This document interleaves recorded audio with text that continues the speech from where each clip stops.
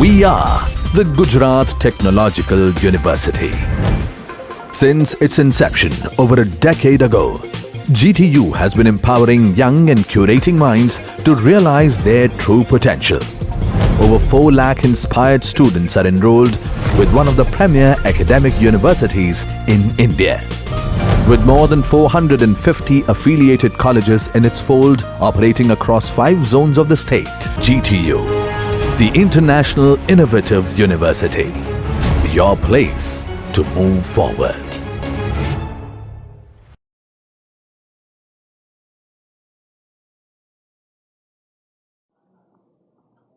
આજે આપણે ફ્લાયવ્હીલ અને ગવર્નરના થોડા પ્રોબ્લેમ્સ વિશે જોઈશું.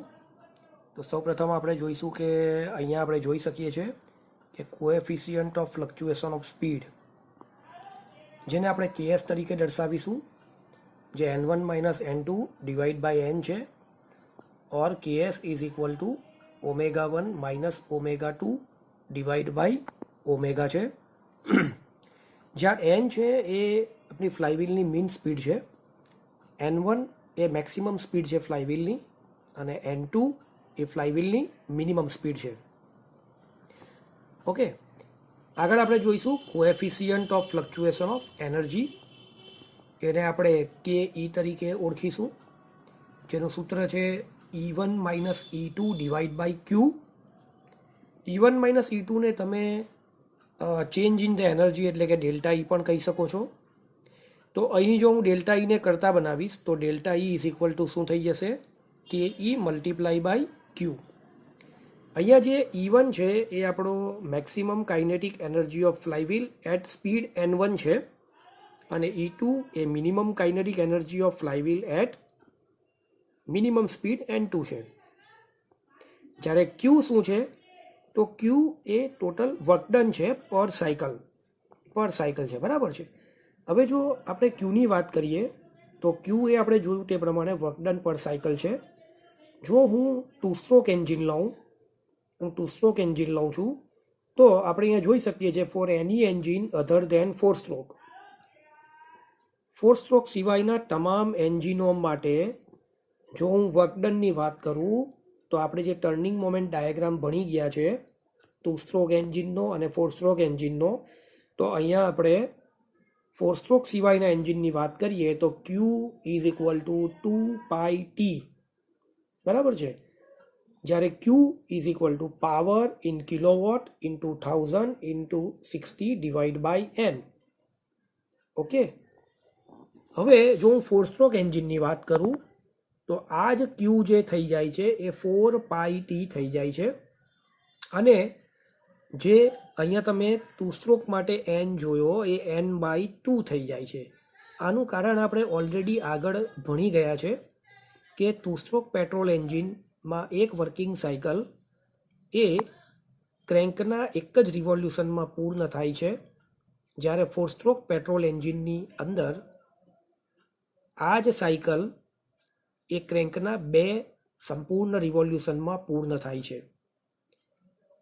હવે એક સાયકલમાં પાવર સ્ટ્રોક એક જ વખત આવે છે, પરંતુ 4 સ્ટ્રોક એન્જિનની અંદર ક્રેન્કના દર 2 રિવોલ્યુશનમાં એકવાર પાવર મળે છે, જેથી કરીને નંબર ઓફ પાવર સ્ટ્રોક જો આપણને શોધવા હોય તો એના માટે આપણે RPM ડિવાઈડ બાય 2 કરવું પડે, બરાબર છે. તો આટલું તમારે ખાસ ધ્યાન રાખવાનું છે કે જો 4 સ્ટ્રોક એન્જિન હશે તો તમારે n/2 કરવાનું રહેશે, 2 સ્ટ્રોક એન્જિનમાં તમારે ફક્ત n જ લેવાનું રહેશે.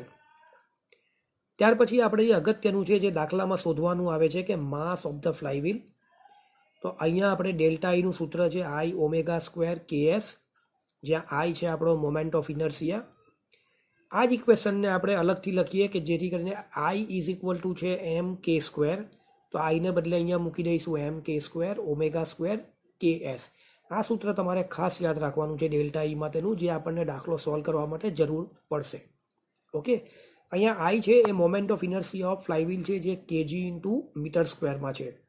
કે એ રેડિયસ ઓફ ગાયરેશન છે ફ્લાયવ્હીલની. ઓમેગા તો આપણને ખબર છે 2πn/60 રેડિયન પર સેકન્ડ. હવે ખાસ અગત્યનું છે અહીંયા કે હાઉ ટુ ફાઇન્ડ KS. તો KS શોધવા માટે તમારે દાખલાની રકમની અંદર એક ખાસ સ્ટેટમેન્ટ વાંચવાનું છે, જે અહીં મેં લખ્યું છે કે જ્યારે fluctuation of speed not to exceed 3% of the mean speed, જુઓ આ તમારે શોધવાનું છે રકમમાં. જ્યારે નોટ ટુ એક્સીડ આવું લખેલું હોય છે ત્યારે n બરાબર 100, તો n1 કેટલા લેવાના છે 103 અને n2 100. તો એ કેસમાં મારો કેએસ થશે 0.03, 3% નોટ ટુ એક્સીડ કીધું છે એટલે કેએસ થશે 0.03. પરંતુ જો એવું આપેલું હોય કે fluctuation of speed is within 3%, within 3% of mean speed, within, તો આવા કેસમાં તમારે સ્પીડમાં વધારો અને ઘટાડો બંને ગણતરીમાં લેવાના છે. એટલે કે જો આરપીએમ n 100 હોય તો n1 103 થાય અને n2 97 થાય, 97. અને આ કેસમાં કેએસ થશે આપણો 0.06. તો તમારે એટલું ધ્યાન રાખવાનું છે કે જ્યારે નોટ ટુ એક્સીડ હશે તો ત્યારે તમને જેટલા ટકા આપેલો છે એને ડિવાઈડ બાય 100 કરીને એ જ વેલ્યુ તમારી કેએસ બનશે. જ્યારે તમને વિધિન આપેલું છે ત્યારે જે ટકા આપેલા હશે એના ડબલ કરવાના અને પછી એને 100 વડે ભાગશો તો જે વેલ્યુ મળશે એ તમારો કેએસ હશે. બરાબર છે? ચાલો.